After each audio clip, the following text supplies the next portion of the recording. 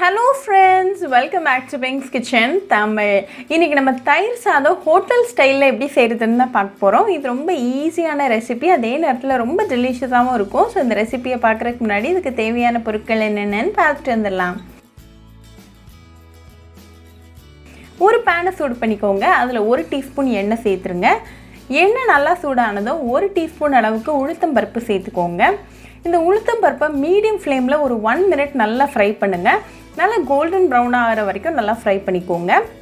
இப்போ உளுத்தம் பருப்பு நல்லா கோல்டன் ப்ரௌன் ஆகி ரெடியாக இருக்குது. ஸோ இந்த ஸ்டேஜில் ஒரு சிகப்பு மிளகாய், இது நம்ம கலருக்காக தான் சேர்க்குறோம். உங்ககிட்ட சிகப்பு மிளகாய் இல்லைன்னா நீங்கள் நார்மல் பச்சை மிளகாய் கூட சேர்த்துக்கலாம். அப்புறமா கொஞ்சமாக கருவேப்பிலை இலைகள், கூடவே 2 காஞ்ச மிளகாய் சேர்த்துக்கோங்க.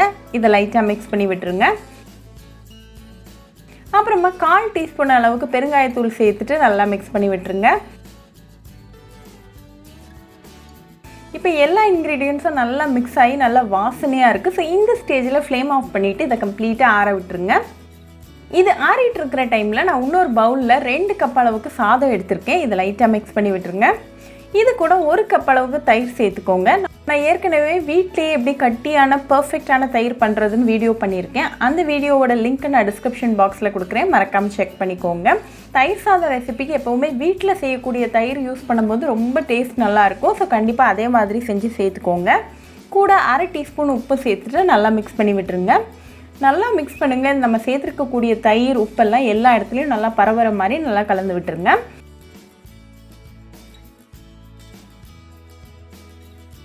இப்போ எல்லாம் மிக்ஸ் ஆகி ரெடியாக இருக்குது. நம்ம தாளித்து வச்சுருக்கிற அந்த இன்க்ரீடியன்ஸும் நல்லா கூல் ஆயாச்சு. ஸோ இந்த தயிர் சாதத்தை அப்படியே அந்த பேனுக்கு மாற்றிட்டு நல்லா கலந்து விட்டுருங்க.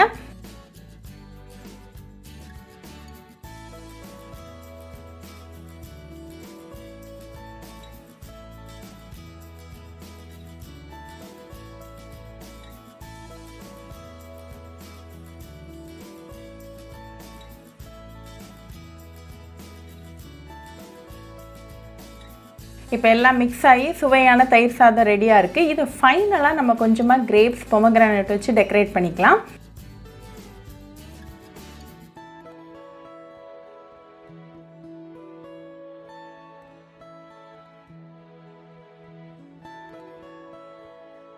இப்போ நமக்கு டெலிஷியஸான ஹெல்தியான தயிர் சாதம் ஹோட்டல் ஸ்டைலில் சூப்பராக ரெடியாக இருக்குது. இதை உங்கள் ஃபேமிலி அண்ட் ஃப்ரெண்ட்ஸ் கூட சாப்பிட்டு என்ஜாய் பண்ணுங்கள். குழந்தைங்களோட ஃபேவரட் ரெசிபியாக இருக்கும். இதை நீங்கள் குழந்தைங்களுக்கு லஞ்ச் பாக்ஸில் பேக் பண்ணி கூட அனுப்பலாம். ரொம்பவே ஈஸி, ஹெல்தி அண்ட் டெலிஷியஸான ரெசிபி. ஸோ கண்டிப்பாக இந்த தயிர் சாதம் ரெசிபி உங்கள் வீட்டில் ட்ரை பண்ணி பாருங்கள். ட்ரை பண்ணிவிட்டு எப்படி இருந்துச்சுன்னு எனக்கு கமெண்ட்ஸில் சொல்லுங்கள். ஒரு சூப்பரான ரெசிபியோட உங்களை வந்து பார்க்குற வரைக்கும் பாய் ஃப்ரெண்ட்ஸ். உங்களுக்கு இந்த வீடியோ பிடிச்சிருந்தா லைக் பண்ணுங்கள், ஷேர் பண்ணுங்கள், கமெண்ட் பண்ணுங்கள் அண்ட் மறக்காமல் சப்ஸ்கிரைபும் பண்ணிடுங்க. கூடவே பக்கத்தில் இருக்க பெல் ஐக்கானையும் கிளிக் பண்ணிக்கோங்க. அப்போ தான் நான் போடுற வீடியோஸ் எல்லாம் உங்கள் நோட்டிஃபிகேஷனில் வரும். உங்களுக்கு ரெசிபிஸ் இங்கிலீஷில் பார்க்கணுன்னா பிங்க்ஸ் கிச்சன் சேனலை பாருங்கள். சேனலோட லிங்க் நான் அந்த டிஸ்கிரிப்ஷன் பாக்ஸில் கொடுக்குறேன், மறக்காமல் செக் பண்ணுங்கள். இன்னொரு இன்ட்ரெஸ்டிங்கான ரெசிபியோடு உங்களை வந்து பார்க்குற வரைக்கும் பாய் ஃப்ரெண்ட்ஸ்.